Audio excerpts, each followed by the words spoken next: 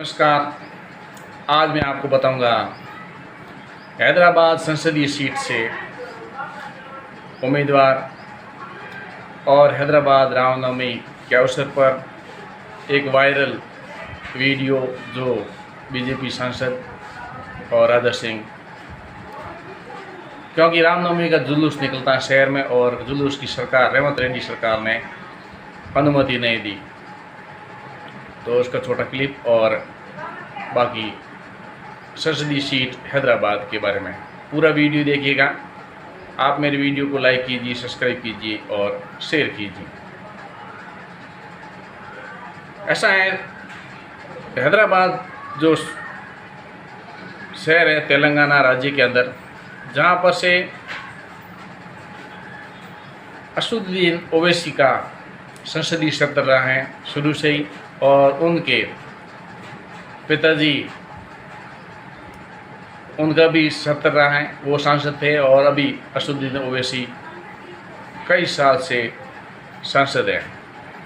लेकिन कांग्रेस और बीजेपी भी अपने अपने कैंडिडेट खड़े करते हैं। हालांकि कांग्रेस और असदुद्दीन ये पार्टी आपस में मिले हुए राज्य सरकार के अंदर, इसलिए कांग्रेस के प्रत्याशी खड़े नहीं कर रहे हैं और बीजेपी के कर रहे हैं। अभी लोकसभा चुनाव 2024 में बीजेपी से माधवीलता उम्मीदवार हैं हैदराबाद संसदीय सीट से बीजेपी की, और असदुद्दीन ओवैसी AIM चीफ जो यहाँ के वर्तमान सांसद हैं। और हैदराबाद लोकसभा सीट बीजेपी उम्मीदवार माधवीलता ने एक वायरल वीडियो हुआ और विवादों से घिर गई है। इस वीडियो में वह जुलूस के दौरान कथित तौर पर एक मस्जिद की ओर तीर चलाने का इशारा करती नजर आ रही हैं, और वायरल वीडियो बुधवार को शहर में रामनवमी जुलूस के दौरान हुआ। साध्वी ने सोशल मीडिया पोस्ट में कहा है कि वो ऐसा वीडियो है जो कि मेरे संज्ञान में आया है। माधवी ने कहा कि वीडियो में थोड़ा गड़बड़ी की हुई है, बराबर मेरा वीडियो नहीं है, आधा अधूरा वीडियो है, उसको वायरल किया जा रहा है जो कि सरासर झूठ है। इस प्रकार से उन्होंने, और वीडियो से किसी की धर्म आस्था को आहत हुई थी, मैं उसके लिए क्षमा चाहती हूँ। इस प्रकार से वीडियो वायरल हुआ है। फिर माधवीलता ने उस वीडियो पर सफाई दी और माधवी ने कहा कि मैं स्पष्ट करना चाहती हूँ कि ये एक अधूरा वीडियो है, और यदि ऐसे वीडियो के कारण अगर किसी की भावना आहत हुई है तो मैं माफ़ी मांगना चाहूँगी, क्योंकि मैं सभी व्यक्तियों का सम्मान करती हूँ। और ऑल इंडिया मजलिस इत्तेहादुल मजलिसिमीन AIM प्रमुख असदुद्दीन ओवैसी ने बृहस्पतिवार को वीडियो पर प्रतिक्रिया देते हुए भाजपा पर निशाना साधा, और उन्होंने कहा है कि बीजेपी और राष्ट्रीय स्वयंसेवक संघ शांति को नहीं बनाना चाहते हैं और ये खतरा पैदा कर रहे हैं। उन्होंने वीडियो को कथित तौर पर उचित महत्व नहीं देकर मीडिया कर्मियों को आड़े हाथ लिया कि आप लोग बढ़ चढ़ के बात को बढ़ा रहे हैं, और जो बात उन्होंने कही माधवीलता ने, उनको आप तोड़ मरोड़ करके पेश कर रहे हैं। हैदराबाद में लोगों को हर वो सुविधा मिलनी चाहिए जो अमीर घर के लोगों को मिलती हैं, ऐसा माधवीलता ने कहा। फिर ओवैसी ने हमला बोला। ओवैसी ने कहा कि बीजेपी और RSS द्वारा एक धार्मिक ढांचे के पास जो अशोभनीय आक्रामक कृत्य किए जा रहे हैं, आप लोग उसे नहीं दिखा रहे हैं, और उनके इस कृत्य से किस तरह संदेश दिया जा रहा है। अगर मैं होता तो आप लोग मेरे गले में सांप डाल देते। उन्होंने कहा कि ये शहर के युवाओं से अपील करते हैं कि पिछले 15 सालों से हैदराबाद में शांति और सद्भाव, और बीजेपी और RSS हैदराबाद को खराब करने की कोशिश कर रहे हैं। ये रामनवमी से पहले माधवीलता बीजेपी की हैदराबाद से प्रत्याशी हैं, और वो काफ़ी जानी मानी पहचानी, और कई सहयोगी संस्थानों और मुस्लिम क्षेत्र ऑल सिटी होने की वजह से यहाँ में काफ़ी वो सहायता केंद्र और हेल्प करने के हिसाब से जानी माना एक चेहरा है, और उसको उम्मीद है कि वो असदुद्दीन ओवैसी को हैदराबाद सीट इस बार ले लेगी। तो ऐसा वो एक मजबूत दावेदारी कर रही हैं। लोकसभा चुनाव में असदुद्दीन ओवैसी को महत्व और चुनौती दी है महाधिलता ने कि आप कुछ बात करना चाहते हैं, डिबेट करना चाहते हैं तो मेरे सामने कीजिए, मेरे विकास पर बात कीजिए। हैदराबाद में आपने क्या विकास किया है, क्या नहीं किया है। हैदराबाद के मौजूदा सांसद ओवैसी को लोकसभा से पहले चुनाव चैनल न्यूज़ चैनल पर बहस के लिए आमंत्रित किया है। हमारे पद का पालन करें। और तेलंगाना में हैदराबाद संसदीय क्षेत्र से भारतीय जनता पार्टी के उम्मीदवार महाधिलता ने बताया कि एक साक्षात्कार होना चाहिए सीट पर कि कौन से प्रतिबंधी क्या क्या काम करवा सकते हैं। AIM के असदुद्दीन ओवैसी को बहस की खुली चुनौती दी महाधिलता ने।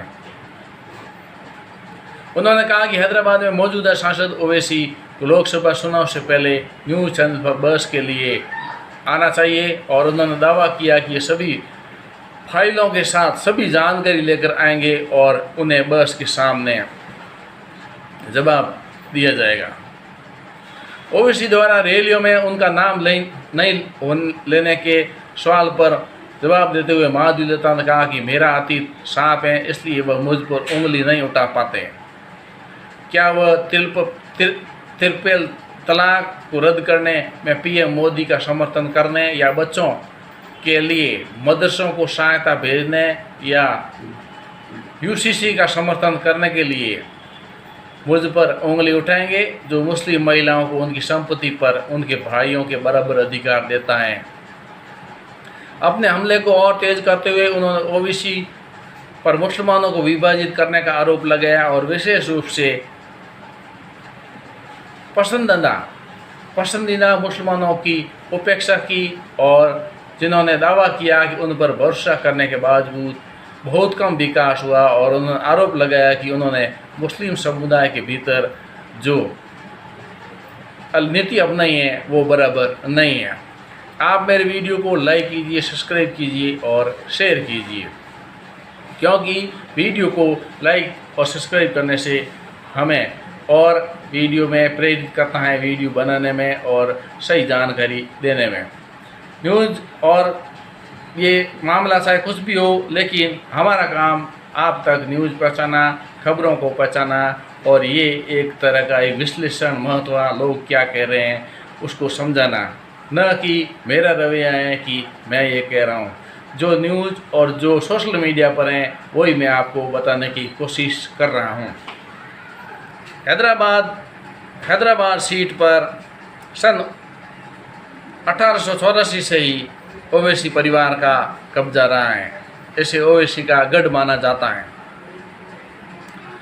असदुद्दीन ओवैसी के पिता सुल्तान सलाउद्दीन ओवैसी 1984 में पहली बार इस सीट से सांसद बने और 2004 तक सांसद रहे। उसके बाद सीट असदुद्दीन ओवैसी के पास है। लेकिन पीछे भी बीजेपी के कई बार कैंडिडेट खड़े हुए, लेकिन दमदार नहीं हुए। इस बार महाधिलता खड़ी हुई, जो कि महाधिलता ओवैसी को टक्कर दे सकती हैं, ऐसी सोशल मीडिया पर खबर है। और क्योंकि वो खुद सोशल मीडिया पर हमेशा एक्टिव रहती हैं, हिंदुत्व के लिए वह अक्सर कुछ न कुछ किधर न किधर महाधिलता दिखाई देती हैं। अस्पताल की चेयरमैन होने के अलावा महाधिलता भरतनाट्यम डांसर भी हैं और हैदराबाद में सामाजिक कामों के लिए जानी जाती हैं और ट्रस्ट और संस्थाएं हेल्थ केयर, शिक्षा के क्षेत्र में काम कर रही हैं और लोपामुद्रा चैरिटेबल ट्रस्ट और लतामा फाउंडेशन की प्रमुख हैं। और महिला कॉलेज से राजनीति शास्त्र में MA किया है महाधिलता ने। और फिलहाल हिंदू धर्म को लेकर उनके भाषण लोगों के बीच में काफ़ी लोकप्रिय हो रहे हैं। और इस सीट से भगवंत राय ने चुनाव लड़ा था और पहली बार भाजपा ने हैदराबाद से महिला प्रत्याशी पर दाव खेला है, जो कि महाधिलता के नाम है। भाजपा ने हैदराबाद में पहली बार महिला उम्मीदवार पर दाव खेला है और इससे पहले पार्टी ने भगवंत राव को उम्मीदवार बनाया था। हालांकि भगवंत राव को ओवैसी से लगभग 3 लाख वोटों से हार झेलनी पड़ी थी और इस बार भाजपा ने महिला उम्मीदवार को उतारकर मुकाबला खड़ा करने की कोशिश की, लेकिन ओवैसी को उसके गढ़ में हराना आसान होने वाला नहीं है। अब देखने की बात ये होगी कि ओवैसी के गढ़ में क्या हिंदुत्व का चेहरा जीत पाएगा या नहीं, ये आने वाला वक्त ही बता पाएगा 4 जून को। आप मेरे वीडियो को लाइक कीजिए, सब्सक्राइब कीजिए और शेयर कीजिए। आगे माधुलता का परिचय है कि वो सोशल मीडिया और सामाजिक कार्यों से पूरे सिटी में जुड़ी हुई हैं और हर जगह माधुलता का उसमें प्रसार काफ़ी है। तो हो सकता है कि ये टक्कर दे सकते हैं असदुद्दीन ओवैसी को, ये आने वाला वक्त ही बताएगा। आप मेरे वीडियो को लाइक, सब्सक्राइब और शेयर कीजिए। आगे आप सुनिए राजा सिंह ने रामनवमी अवसर पर क्या कहा, माधुलता ने फिर रोकने पर भी नहीं रुके ये रामनवमी की शोभा यात्रा, तब माधुलता ने क्या कहा, और उससे पहले ये अकबरुद्दीन ओवैसी ने क्या कहा। उन्होंने कहा कि यदि मेरे को ऐसा लगता है कि जहर दे करके मुझे मार न दे कहीं ऐसा, लेकिन ऐसा हो नहीं सकता, लेकिन क्या पता बीजेपी सरकार या बीजेपी वाले कहीं जहर दे करके मार न दे। इस प्रकार से ये ताम झाम और ये विरोधी की बातें हो रही हैं। सभी से विनती है कि शांति बनाए रखें और एक दूसरे से बढ़ चढ़ कर बोलने की जगह शांति होनी चाहिए। तो सुनिए उनके भी वीडियो। मार दी जाए नहीं मालूम, मुझे उम्मीद है कि ऐसा नहीं होगा, लेकिन फिर भी नहीं मालूम। मुझे यकीन है कि नहीं होगा, लेकिन फिर भी नहीं मालूम। तो फिर ये लोग गलत काम क्यों करना, जाके क्यों बैठना? फिर वहाँ पे फिर पूछते बिरयानी दी है नहीं दी है, फोन दिया है नहीं दिया, ये सब पूछते, वो लोगों को तंग करते भी ये लोग पुलिस वालों को। अभी जहर अभी उन्होंने जाने साहब, अभी इतने दिन पोलिंग बूथों के ऊपर यही पुलिस को लगाकर ये लोग जैसा चाहे वैसा ना चाहे, अभी इन्हीं पुलिस के ऊपर ये लोग बात डाल रहे कि जहर देते बोलकर। अभी इनके पुलिस के बीच के मामले आई है। अभी यहाँ के अपना कौन बोलता, अपना चीफ मिनिस्टर ही जवाब देना। अरे चीफ मिनिस्टर साहब, रेवंत रेड्डी साहब, सुनो साहब, आपके पुलिस जहर देते कहते अकबरुद्दीन को, अब आप तो सपोर्ट कर रहे हैं इन लोगों को, आप दोनों मसला हल कर लो साहब।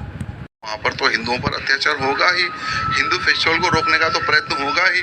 आज रेवंत रेड्डी जो रामनवमी शोभा यात्रा को जो रोकने का प्रयत्न कर रहे हैं, वो दारुस्सलाम के आदेश पे ही कर रहे हैं। लेकिन रेवंत रेड्डी जी को कहना चाहूँगा, हम केसीआर जैसे राक्षस से नहीं डरे तो तुमसे क्या डरेंगे। शोभा यात्रा निकलेगी और धूमधाम से ही निकलेगी। ये त्योहार मनाना बंद कर ले, अब बंद करना है तो रमजान पे बंद करना था, सिर्फ श्री रामनवमी को क्यों बंद कर रहे हैं आप? और ऊपर से राजा सिंह भाई का तो क्या दोष है, वो तो फिलहाल अभी इलेक्शन में भी नहीं ठहर रहे, उनको तो कोड लगता ही। अरे ये भारत के संविधान को नहीं मानता, भारत माता की रामनवमी के जुलूस में टी राजा सिंह ने भड़काऊ भाषण दिया और जिससे ओवैसी को उकसाने का प्रयास किया गया कि ओवैसी ने ये बोला, ओवैसी ने फला बोला, ओवैसी ने ऐसा बोला और ऐसा हम नहीं बोलने देंगे वगैरह वगैरह। राजा सिंह ने अपने उतावलेपन में बहुत सारे शब्द कहे जो इस वीडियो में भी नहीं है, लेकिन उसको मैं अलग रख दिया है, लेकिन काफ़ी उत्तेजित शब्द राजा सिंह ने बोले। ये मंत्री रेवंत रेड्डी की बिना परमिशन के भी राजा सिंह ने विशाल रामनवमी का जुलूस निकाला और लोग इकट्ठा हुए और जुलूस में अनाप शनाप राजा सिंह अपना भाषण व्यक्त किया और फिर पुलिस और कार्यकर्ताओं के बीच में झड़प हुई और इस प्रकार से रामनवमी का जो उत्सव है उसमें रंग में भंग पड़ा।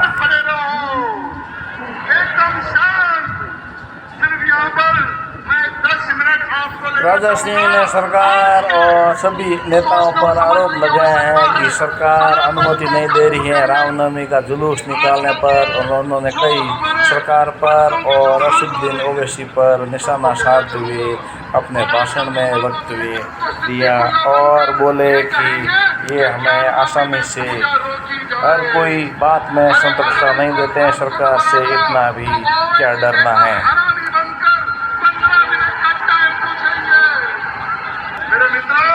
अगर इनको एनडीए जैसी बड़ी उपलब्धि दिला दो तो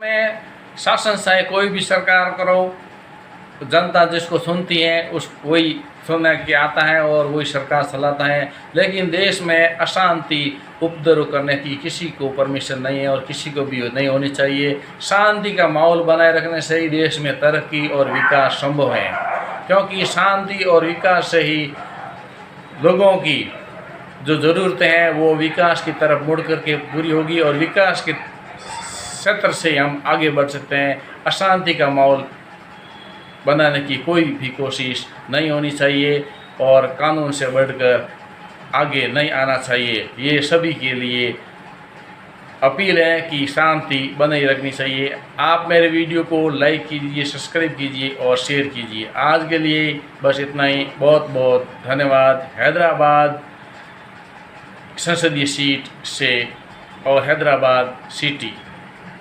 हैदराबाद। जय हिंद।